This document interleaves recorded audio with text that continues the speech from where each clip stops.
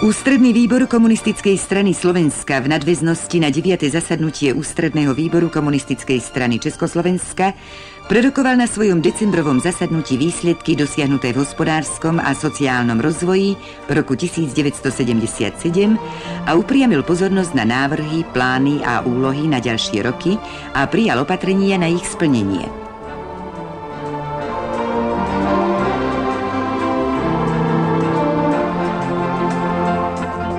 To nám zreálňuje pohľad na celú päťročnicu a nabáda nás k tomu, aby sme si z jej úloh príliš veľa nenechávali na posledný rok, lebo by to mohlo byť nad naše sily, predniesol v správe predsedníctva UVKSS súdruh Peter Colotka.